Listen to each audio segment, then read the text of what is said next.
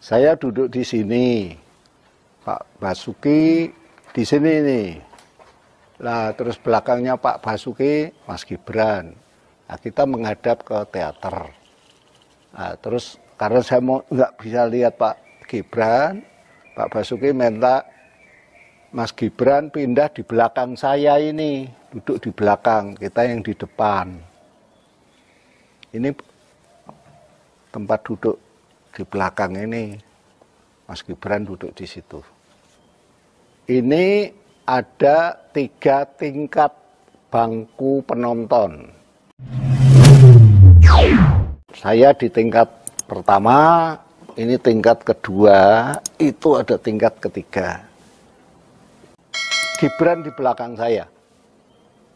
Nah, saya sama Pak Basuki di depan karena kita sedang membicarakan teater ini. Jadi ini sebenarnya bangku untuk penonton, tidak ada meja, tidak ada kursi. Bangku seperti di stadion, di teater itu. Nah, ini malah Gibran duduk di belakang saya jadinya. Ya. Jadi dia duduk di belakang karena kita menghadap teater itu. Udah diklarifikasi yang punya rumah itu bukan meja, itu kursi yang berundak gini loh, kayak tribun itu loh depannya panggung. Oh, diminta Pak Basuki ke situ. Iya, suruh pindah Mas, pindah ke sini aja biar kelihatan. Ketinggiannya beda-beda, kayak tribun itu loh. Duduk di meja gitu, depannya panggung. Tidak benar bahwa itu meja dan Pak Basuki di kursi itu nggak benar, makanya lihat langsung ke tempatnya dong, jangan asal bunyi.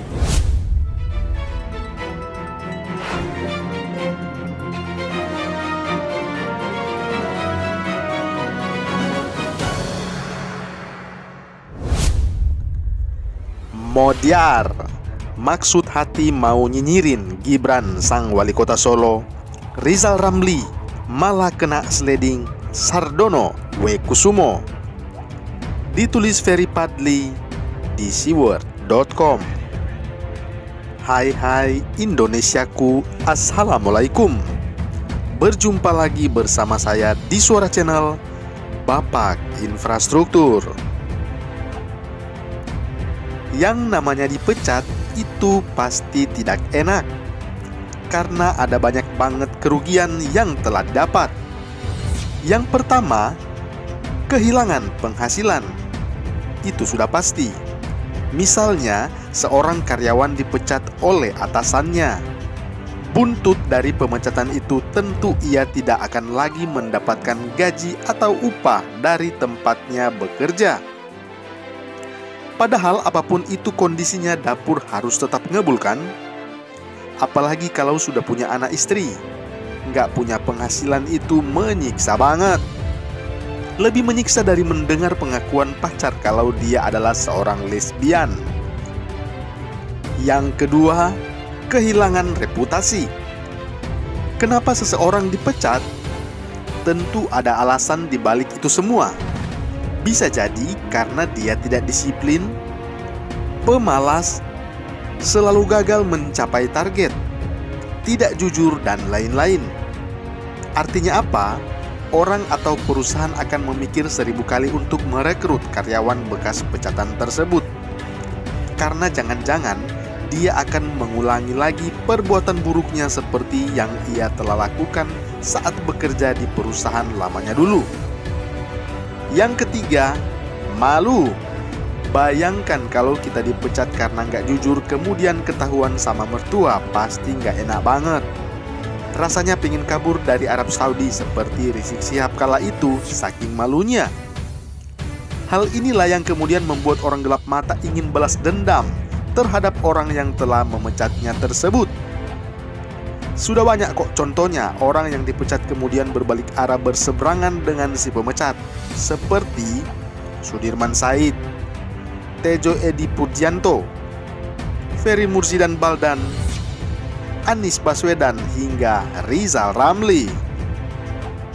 Tidak hanya itu saja, di antara mereka ada juga loh yang sampai sekarang masih konsisten menyerang orang nomor 1 di Indonesia itu beserta keluarganya. Mau tahu siapa dia? Dia adalah Rizal Ramli. Karena begitu dendamnya pasca dipecat dari Kabinet Indonesia Kerja dulu, baru-baru ini si mantan Menko Maritim itu berusaha menjelek-jelekkan putra Presiden pertama Joko Widodo. Dia adalah Wali Kota Solo, Gibran Rakabuming Raka, dan Menteri PUPR, Basuki Hadi Mulyono. Ya, dia coba menggiring opini kalau Pak Basuki itu adalah bawahan Gibran, Wali Kota Solo. Untuk lebih jelasnya, berikut pernyataan politisi yang konon katanya sahabat Ratna Sarumpait tersebut. Siratu hoax ya. Berikut pernyataan Rizal Ramli lewat akun Twitternya. Sejak kapan Mas Basuki menjadi bawahan wali kota? Menteri PUPR kunjungan kerja ke Solo, Gibran duduk di meja, Basuki duduk di kursi. Sembari ia menampilkan gambar Pak Basuki lagi ngobrol dengan seorang seniman, Sardono Waluyo Kusumo, yang di belakang Sardono itu adalah Gibran, sang wali kota, lagi mendengarkan dengan penuh hikmat dan bijaksana. Karena pernyataan Rizal Ramli tersebut mengarah kepada menjelek-jelekkan keluarga Presiden Joko Widodo, cuitannya melalui akun Twitter @ramlirizal itu pun mendapat sambutan yang luar biasa dari sesama pengguna Twitter yang hatinya sama busuk dengan ex-menteri yang dipecat pada tahun 2016 itu. Berikut diantaranya. Duh, beneran gak ada adab deh ini. Mau sebesar dan setinggi apapun jabatannya, tetap yang utama itu muliakan yang lebih tua dulu. Yang model begini yang kudu direvolusi mental tuh. Cuit pemilik akun @yulianti_A3107. Ada lagi nih, itu namanya makhluk yang gak tahu tata krama. Wali kota tapi merasa presiden, ujar pemilik akun @D1T07. Begitulah kura-kura kelakuan orang yang merasa paling benar sedunia. Gak tahu apa yang sebenarnya terjadi, tapi kerjaannya cuma nyolot saja. Persis kayak kadrun yang lagi mengalami PMS. Namun pernyataan Rizal Ramli itu nggak bertahan lama dianggap benar oleh netizen.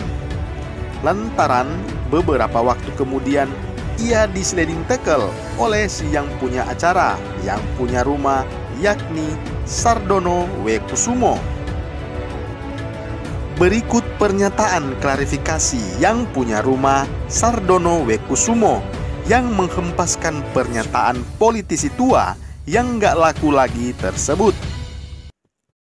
Saya duduk di sini, Pak Basuki di sini nih. Lah terus belakangnya Pak Basuki, Mas Gibran. Nah, kita menghadap ke teater. Nah, terus karena saya nggak bisa lihat Pak Gibran, Pak Basuki minta Mas Gibran pindah di belakang saya ini, duduk di belakang, kita yang di depan. Ini tempat duduk di belakang ini, Mas Gibran duduk di situ. Ini ada 3 tingkat bangku penonton. Saya di tingkat pertama, ini tingkat kedua, itu ada tingkat ketiga. Gibran di belakang saya. Nah, saya sama Pak Basuki di depan karena kita sedang membicarakan teater ini. Jadi ini sebenarnya bangku untuk penonton, tidak ada meja, tidak ada kursi. Bangku seperti di stadion, di teater itu. Nah ini malah Gibran duduk di belakang saya jadinya. Ya. Jadi dia duduk di belakang karena kita menghadap teater itu. Jadi begini, saya duduk di sini, Pak Basuki di sini, di samping dia, belakangnya Pak Basuki, Mas Gibran. Kita menghadap ke teater. Terus karena nggak bisa lihat Mas Gibran, Pak Basuki minta ke wali kota pindah ke di belakang saya. Duduk di belakang, kita yang di depan. Ini ada tingkat bangku penonton. Saya di tingkat pertama, Ini tingkat kedua tempat Gibran duduk. Dan itu ada tingkat lagi yang ketiga. Dan wali kota di belakang saya. Saya sama Pak Basuki di depan karena kita sedang membicarakan teater. Jadi ini sebenarnya bangku penonton. Dan tidak ada meja sama sekali. Tidak ada kursi, ini cuman bangku seperti tribun. Bangku seperti di stadion, di teater itu. Nah ini malah Gibran duduk di belakang saya. Itulah yang sebenarnya. Penjelasan tokoh tari kontemporer Indonesia itu sudah sangat-sangat gamblang untuk menyangkal apa yang dituduhkan oleh Rizal Ramli, sang menteri pecatan di kabinet kerja itu. Pertama, karena tempat duduk mereka itu layaknya tempat duduk di stadion. Siapa yang duduk di belakang tentu akan kelihatan lebih tinggi. Dan karena Gibran duduk di belakang, bagaimana ceritanya Pak Basuki jadi bawahan wali kota Solo itu? Hanya bisa ketawa saja. Ada-ada saja nih kelakuan Pak Tua. Dasar tua-tua keladi, makin tua makin koplak dan gak tahu diri. Tobat om, sebelum terlambat. Bagaimana menurut Anda? Salam hangat, Bapak Infrastruktur.